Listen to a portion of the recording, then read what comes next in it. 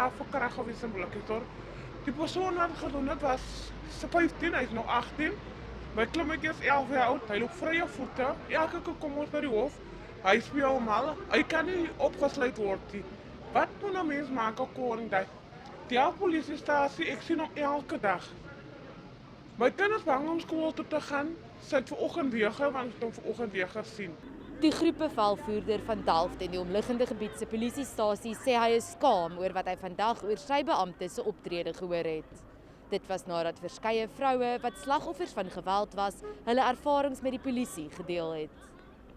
So op die einde van die dag sê hy dan het ek nou nie witnesses of getuies of so nie wat nou vir my gaan dan teen wat nou op my gaan hulle gesê weet in my. En wat my die meeste seer gemaak het van hom is, hy tree nou eintlik toe om vir my te sê ek was eintlik uitgefrik vir die geld. Maar hy ken nie vir my nie en hy ken mos nie my situation. Ek is 'n single parent met 5 kinders, so as hy werk na my kant toe kom, dan gaan ek dit mos vat. Generaal Vincent Beaton het verklaringe by die slagoffers afgeneem en sê hy sal streng optree teen die betrokke beamptes. Nie alle terugvoer was sleg nie. En toen kreeg ik een politieman met die naam van Mikey Daniels. En elke keer als ons vir hom gebel het, dan het hy onmiddellik uitgekom. En hy was daar vir ons, hy het die pad saam met ons gestap.